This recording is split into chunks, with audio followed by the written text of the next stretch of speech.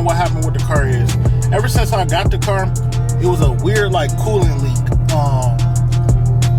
We could see a little wetness, but it wasn't really bad. And when I ran the car hard, like once I would race it and stuff, you would smell it. You would smell it after I raced the car, and it was like a little hint of it, and then it would go away. So pretty much we were just like, we can't see where it's coming from, but if it gets worse, it'll show up. So we kept racing the car, but I kept having this funny problem where, one, when we changed the heat exchanger, it didn't want to bleed. It didn't want to bleed. The system didn't want to bleed. And then when I would race the car, they say like the VR30s are kind of bad with heat soaking. We changed the heat exchanger, it got a little better, but I still was having real bad problems with keeping the turbos cool and cooling them off after we raced or after I drive the car. So time went by. We had the problem with the trans, which I knew was going to happen because when I got the car, whoever had it before me, it was low on trans fluid. So we put trans fluid in it, but I'm like, it may have got a little hurt. So after all the racing I did, the trans finally started to go out. We lost fifth gear. It wouldn't even go into overdrive when you're driving by itself. It would just go in limp mode. So we changed the trans. I drove the car. The car was back fine. It still had the little weird coolant smell. I went to race the car one night. I think this was probably in January or February. I raced the car one night, and in the middle of the pass, the car like stopped making boosts. It wouldn't even make boosts no more. It was like it was hot. It was hot as hell. And I pulled over, shut the car off, looked under the car. It was pissing coolant from like 4 or 5 different spots. So after that, I dropped the car back off to KB the next day, and he looked over everything. He fixed all the lines that he could see that was leaking, and he pressurized the system. After that, it was still leaking. It was a leak from the side of the motor that we couldn't get to and we couldn't see.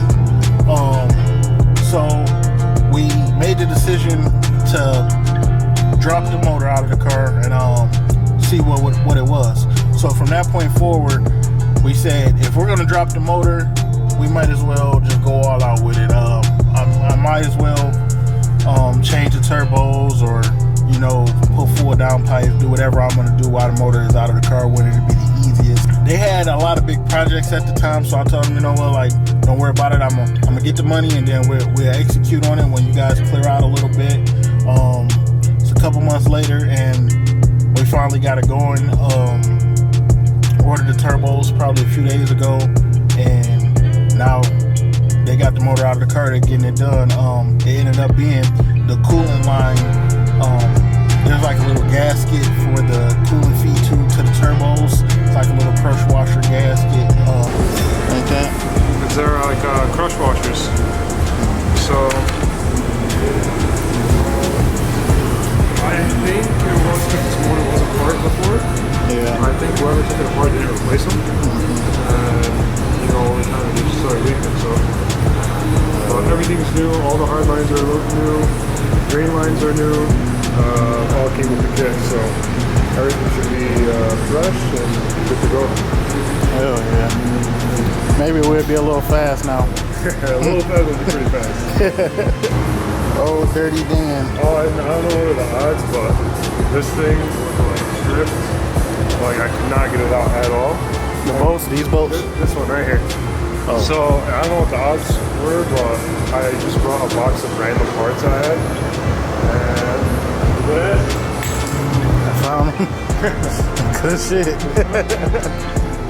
When I posted that I bought a GTR, it was just GTR. This is actually his GTR. We only used it for the cover up because I really just got tired of people asking where my car was and what was going on with it. And I knew it was stick because of the BTW sign, and everybody know that's what I'm tuned by. But yeah, man, once he buttoned up the motor, it's gonna go back in the car, man. I miss my car so much. He actually took his time and cleaned under the engine bay, man. It was so dirty under here. It's still like dirty up here and stuff, but this stuff I can get to. All that shit was oily and everything. The car a little dirty because it's been sitting a couple months. I don't know if it was outside at all, but yeah, man. So once we get the motor back in, he's gonna dial it in. Like he said, man, the car literally was sitting all those months just for a little cooling line. But when the motor is in, that cooling line sits about like right here. So you can't get to it from the top or the bottom. The only way to get to that line was to drop the motor. And since I was gonna drop the motor, I said, fuck it, let's just go all out. Why not just go all out and change the car up? Because if it was gonna sit that long or take that much time, I didn't want to come out the same, you know? I didn't want to come out still running the same numbers and all that stuff. And I always had plans to actually get the turbos, get the Z1 turbos, and go further with the car. So I took it as an opportunity, man, to sit down for a little bit. Yeah, I had to make the money. It was a nice little chunk of money I had to make, but it's a step further, man, you know what I'm saying? And now the car will be different. Everything will be different. It will be making more power. Then after we do get the car dialed in, man, it will be time for the interior. I do want to get some Kirkies. Probably take both seats out, because last year, I remember I was taking the passenger seat out and the back seats are still out. So I was taking this stuff out pretty much just having the driver's seat. But the driver's seat is still kind of heavy, and I'm probably not gonna be driving this car like daily like I was before, no more. So I'm gonna probably have my boy, I'm gonna probably buy some Kirky seats and have my boy make brackets for him to sit how I want him to sit and all that stuff. Get the interior out.